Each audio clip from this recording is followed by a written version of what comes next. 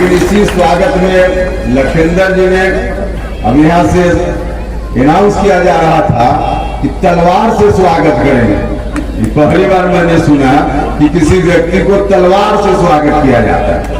देखिए आपको ही कोई कह दे फोन करके कि कल आइए मेरे यहाँ तलवार से आपका स्वागत करेंगे, अब इसका अर्थ समझ सकते हैं।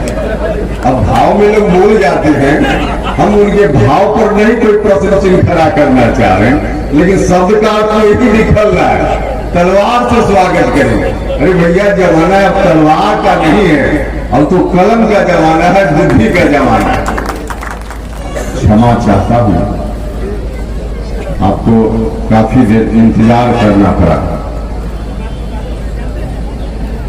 संभवतः 12 बजे के लगभग ही यहाँ आने का आमंत्रण आपको मिला था और हम लोग लगभग 4 घंटा विलंब से पहुंच पाए। बीच में वैशाली जिला क्रॉस करने के बाद मुजफ्फरपुर जिला की सीमा में जहां हम लोगों ने प्रवेश किया, वहीं से हर चौक पे, चौराहे पे, टोला में, गांव में बड़ी संख्या में लोग सड़क पर स्वागत करने के लिए इंतजार कर रहे थे। सभी जगह थोड़ी थोड़ी देर रुकना पड़ा, जिसके चलते यहाँ तक आने में विलंब हुआ। फिर भी इंतजार में कष्ट तो होता ही है। जिन कारणों से भी आपको इंतजार करना पड़ा, मैं आप सभी से इस बात के लिए क्षमा चाहता हूं। हम आए हैं कुछ बात करने के लिए आपसे, और हमारे साथियों ने इतनी दूरी बना दी है हमारे और आपके बीच में। जब नीचे से तस्वीर कोई साथी मोबाइल से खींच रहे थे तो हमको लग रहा था कि जैसे करवा चौथ महिला करती है, वो जो देखती है इस तरह से चंद्रमा की ओर, अब उसी तरह से मोबाइल से यहाँ फोटो। अब इतना ऊंचा मंच कहीं इस तरह के कार्यक्रम में थोड़ी जरूरत होती है। अब साथियों को देखना चाहिए था व्यवहारिक चीज। हम और आप नजदीक बैठे, कोई बड़ी रैली में तो हम आए नहीं हैं, कोई चुनावी सभा उस तरह की तो है नहीं जिसमें लंबा चौड़ा कोई भाषण मंच से देना हो। हम तो थोड़ी चर्चा करने के लिए आपके बीच आए, और इसमें इस तरह का फिर कोई बात नहीं, थोड़ी परेशानी तो आपको भी इस बात को लेकर के हो रही होगी। अब इसी बीच हम लोगों का स्वागत भी हुआ।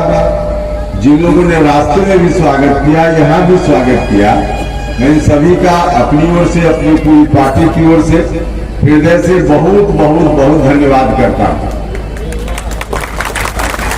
लेकिन इसी स्वागत में लखिंदर जी ने अब यहाँ से अनाउंस किया जा रहा था कि तलवार से स्वागत करेंगे। पहली बार मैंने सुना कि किसी व्यक्ति को तलवार से स्वागत किया जाता है।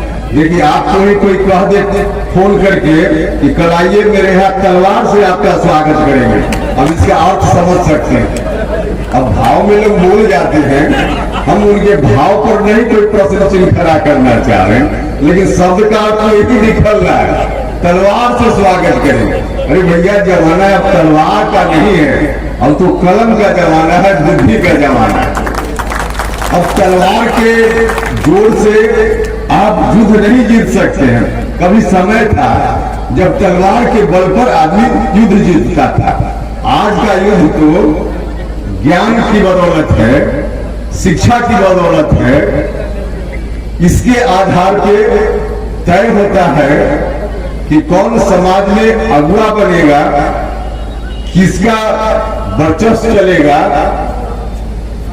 सारी चीजें इस तरह की, शासन में, प्रशासन में किसका दखल चलेगा, यह सब चीज आज तय होती है कलम से, ज्ञान से, शिक्षा से।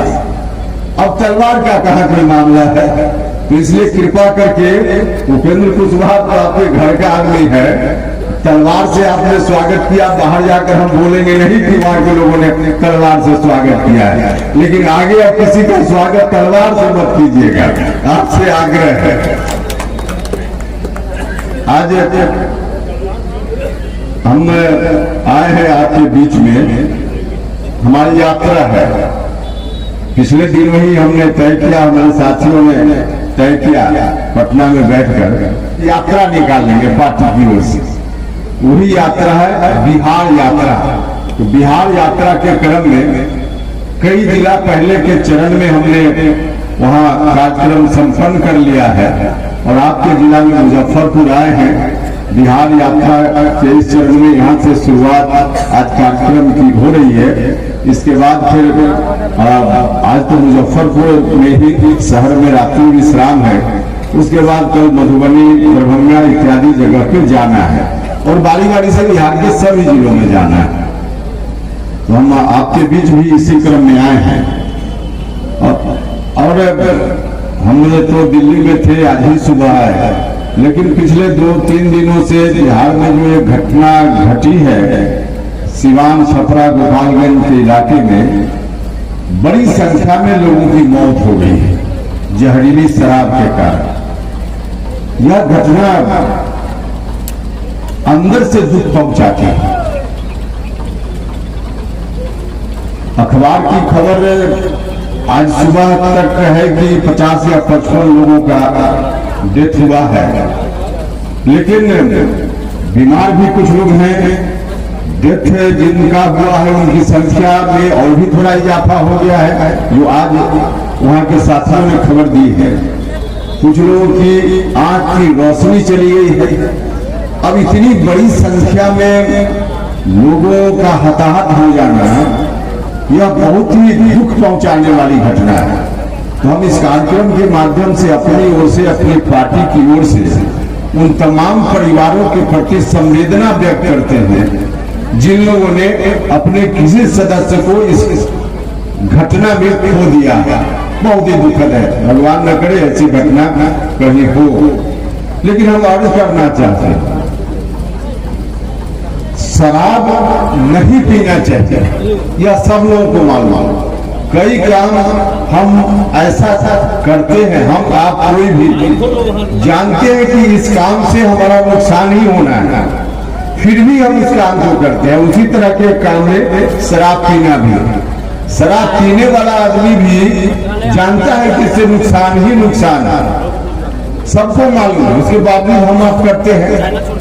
सरकार ने, माननीय मुख्यमंत्री जी ने, नीतीश कुमार जी ने लोगों की इसी भावना का कद्र करते हुए कानून बना दिया कि शराब लोगों को नहीं पीना चाहिए। कानून बना देंगे तो लोग और डरेंगे, शराब नहीं पिएंगे। तो नीयत तो मुख्यमंत्री जी की बहुत अच्छी है, उन्होंने कोशिश की है कि शराब बंद हो जाए, लेकिन कुछ लोग चोरी छिपे अभी भी कर रहे हैं। यह दुख का विषय है, दुर्भाग्य की बात है। हमने बार बार आज जब हम हवाई अड्डा पर उतरे तो फिर वही सवाल मीडिया के लोगों ने किया कि सरकार का जो कानून है उस कानून के बावजूद लोग शराब पी रहे हैं, इस कानून को रखना चाहिए कि नहीं रखना चाहिए। देखिए, शराब लोग पी रहे हैं, हमने वहां भी जवाब देते हुए कहा कि कानून तो बहुत सारा है। अब हत्या को रोकने का भी कानून है, कानून होना भी चाहिए। दुनिया के तमाम देशों में कानून है हत्या को रोकने के लिए, लेकिन कोई भी जगह, कोई भी देश, कोई भी राज्य नहीं कर सकता कि हमने कानून बना दिया हत्या रोकने का, तो हत्या पूरे तौर पे वहां बंद हो गई। कोई नहीं कर सकता। कानून के बाद भी हत्या तो हो रही है पूरे देश और दुनिया भर। इसका मतलब यह नहीं है कि कानून को ही खत्म कर दिया जाए। उसी तरह से शराब बंदी के लिए सरकार ने कानून बनाया और कानून के बावजूद कुछ लोग गलत काम कर रहे हैं। इसका मतलब तो कानून को ही समाप्त कर दिया जाए, यह तो उचित नहीं है। हाँ, कानून को लागू करने के लिए और अगर कुछ करने की जरूरत हो, इसकी आवश्यकता है और इसका हम समर्थन करते हैं। लेकिन इससे भी बड़ी चीज, सरकार में जहां अपनी बात कहने की जरूरत होती है, हम लोग गठबंधन के साथी हैं, सरकार गठबंधन की एनडीए की चल रही है, तो आवश्यकता अनुसार मुख्यमंत्री जी को भी हम अनेक विषयों पर सुझाव देते रहते हैं और कई सुझाव हम लोगों का आज की सरकार ने मांगा भी है दूसरे संदर्भ में, तो सुझाव तो हम लोग देते रहते हैं।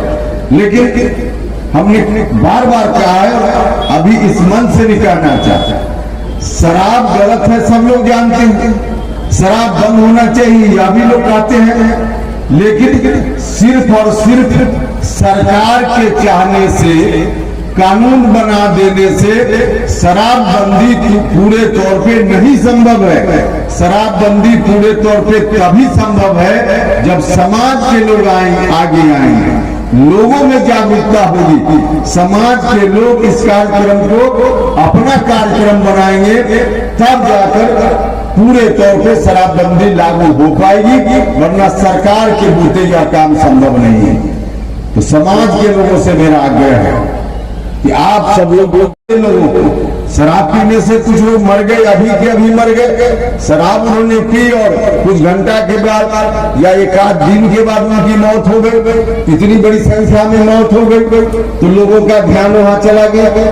लेकिन शराब पीने से मौत तो होनी ही है। मौत का मतलब हम यह नहीं करें कि अभी जो घटना हो गई, किसी की मौत अभी हो जाती है, किसी की मौत 10 साल के बाद, 20 साल के बाद, क्योंकि शराब पीने से कई तरह की बीमारी होगी और देर सवेर उसका नुकसान शरीर के ऊपर होना ही है, जिसका नतीजा तो उसी रूप में अभी आवे या 10 साल, 15 साल, 20 साल शराब पीने के बाद आवे। इसलिए सब लोगों से आग्रह है कि इन चीजों को समाज में फैलाना चाहिए, जागरूकता लाने का काम करना चाहिए। मीडिया के बंधु यहाँ बैठे हुए हैं, बुद्धिजीवी वर्ग के लोग भी हैं, सब लोगों से आग्रह है कि सब लोग मिलकर इस अभियान को अपना अभियान समझिए, लोगों को प्रशिक्षित कीजिए, लोगों को जागरूक बनाइए, ताकि लोग खुद ही शराब पीना बंद कर दें, तब जाकर शराबबंदी पूरे तौर पे सफल हो पाएगी। यह तत्काल की जो घटना हुई जिस पर हमने चर्चा की, अभी जो हमारी यात्रा है, इस यात्रा के माध्यम से हम आपसे आग्रह करने के लिए आए हैं कि अब लगभग 1 साल बचा है।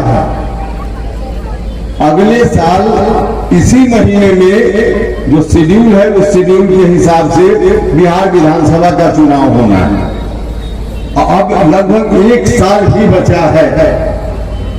उस चुनाव के माध्यम से एक बार फिर से आप सब लोगों से हाथ जोड़कर प्रार्थना है कि फिर से एक बार एनडीए की सरकार बिहार में मजबूती से आप सब लोग बना दीजिए। यह हम आग्रह आपसे करने के लिए आए, क्योंकि एनडीए की सरकार चाहे दिल्ली की सरकार हो या राज्य की सरकार हो, दोनों सरकारों ने काम करके दिखाया है जो मौका आपने दिया। जिस वक्त तक मतलब 2005 तक जब एनडीए की सरकार नहीं आई थी, उसके पहले क्या स्थिति थी? हम लोग अभी तो पटना से निकलते हैं और पूर्णिया जाकर भी कार्यक्रम करके फिर देर रात पटना वापस हो जाते हैं। पटना से निकलते हैं, वाल्मीकि नगर जाकर कार्यक्रम करके देर रात फिर पटना वापस हो जाते हैं। लेकिन उस वक्त मुजफ्फरपुर आकर भी लौट जाया जाए कार्यक्रम करके, इसमें भी कठिनाई होती थी। सड़कों की क्या स्थिति थी? आज तो सड़कों का जाल जिस तरह से बिछिया है, तो राज्य की सरकार ने तो अपना काम किया।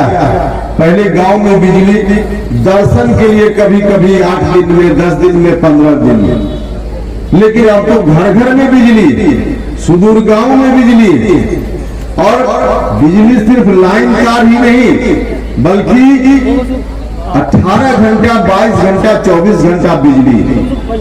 तो इस तरह से सरकारों ने करके बताया है। तमाम कार्यों को, तमाम उपलब्धियों की चर्चा करने का वक्त नहीं, आपको मालूम है। हाँ, तमाम के बावजूद कुछ काम अभी बाकी है।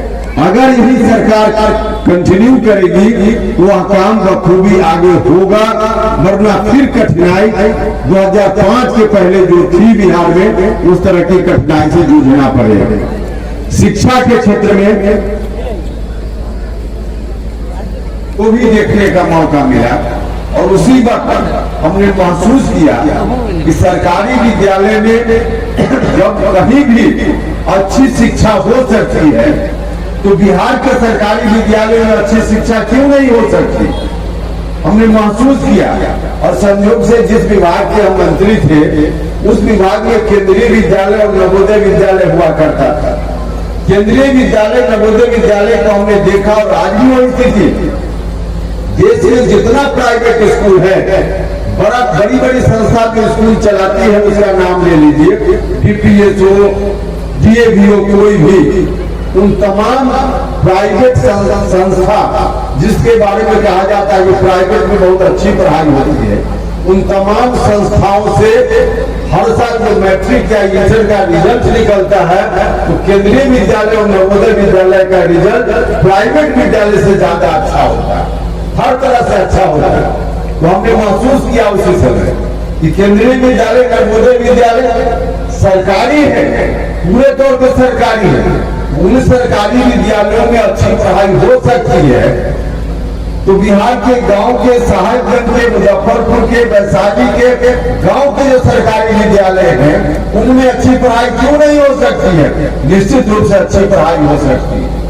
और अच्छी पढ़ाई हो, इस बात के लिए हमने उस समय सरकार में रहते हुए अभियान चलाया था।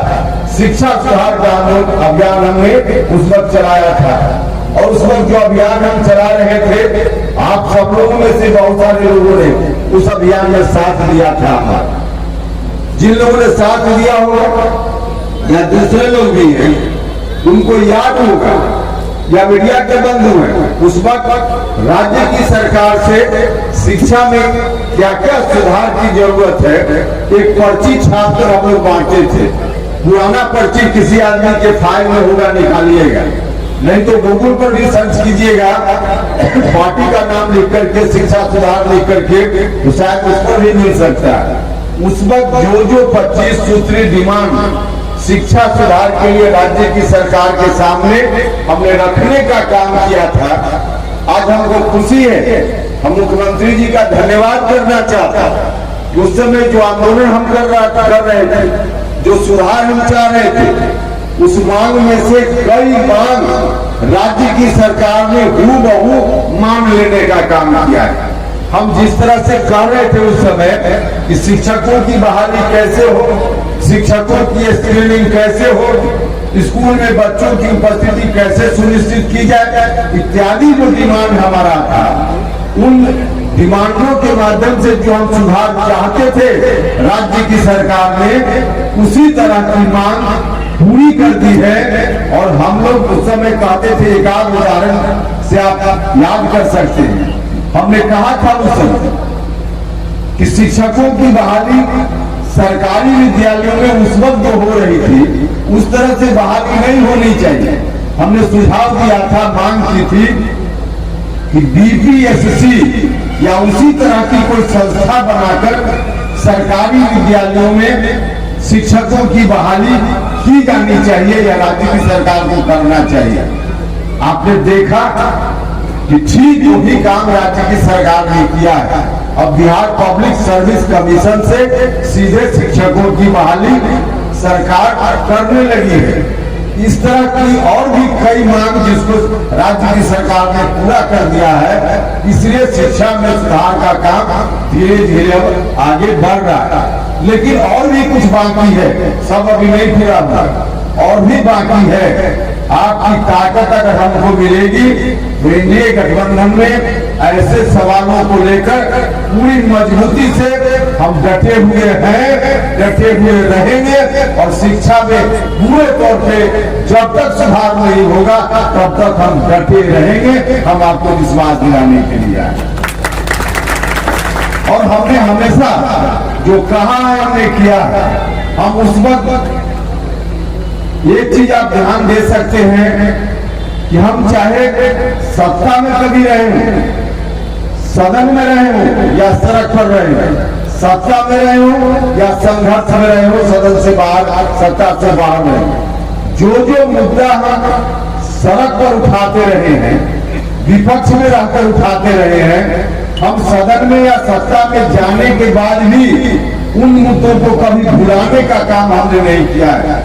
जो मुद्दा सड़क पर था वही मुद्दा सदन में भी, जो मुद्दा विपक्ष में हम उठाते थे वही मुद्दा सरकार में जाने के बाद भी हमने अपने मुद्दों पर कभी समझौता करने का काम नहीं। उसी तरह के मुद्दा में शिक्षा सुधार का भी एक मामला है। उसी तरह के उदाहरण के लिए एक और बता दें, हम कॉलेजियम सिस्टम की बात करते रहे, हम सड़क पर कॉलेजियम सिस्टम मतलब सुप्रीम कोर्ट और हाई कोर्ट में शिक्षकों, माफ कीजिएगा, सुप्रीम कोर्ट और हाई कोर्ट में जजों की बहाली की जो प्रक्रिया है, मतलब सुप्रीम कोर्ट और हाई कोर्ट में जज लोग जिस तरह से बहाल होते हैं वह बहुत ही आपत्तिजनक प्रक्रिया है। हम तो कहते हैं गैर संवैधानिक प्रक्रिया, गैर लोकतांत्रिक प्रक्रिया, और इस प्रक्रिया का परिणाम है कि समाज के सभी वर्ग के लोग आज सुप्रीम कोर्ट हाई कोर्ट में जज नहीं बन रहे। जितने लोग जज बनते हैं सुप्रीम कोर्ट और हाई कोर्ट में, बहुत सारे लोगों को नहीं मालूम होगा, जिनको नहीं जानकारी है उनकी जानकारी के लिए, सुप्रीम कोर्ट और हाई कोर्ट में जज कभी कभी अपवाद के रूप में कोई दलित मिल जाएगा, कोई अति पिछड़ा मिल जाएगा, अपवाद के रूप में कभी कभी। महिलाओं की संख्या भी नगण्य है, बिल्कुल लोग जज नहीं बनते, इसलिए इन वर्गों के लिए वहां जज बनने का जो रास्ता है वही बंद है। जज बनने की कोई प्रक्रिया निर्धारित जिस तरह से और जगह भर्ती की प्रक्रिया है, उसके लिए विज्ञापन सरकार निकालती है, टीचर की बहाली हो, एसपी कलेक्टर की बहाली हो, कोई भी बहाली हो, उसके लिए अखबार में विज्ञापन निकलता है। जो योग्यता रखते हैं छात्र उसमें अपीयर होते हैं, आवेदन देते हैं, प्रतियोगिता परीक्षा होती है, कोई बैठते हैं, और जो भी कंप्लीट कर जाता है, किसी जात का किसी धर्म का हो, तो वह एसपी कलेक्टर बनता है, बाकी जगह भी जाता है, उसकी नियुक्ति होती है। लेकिन कभी विज्ञापन सुप्रीम कोर्ट और हाई कोर्ट में जज बनने के लिए नहीं निकलता है, किसी को मौका नहीं होता है आवेदन देने का। फिर कैसे बहाली होती है?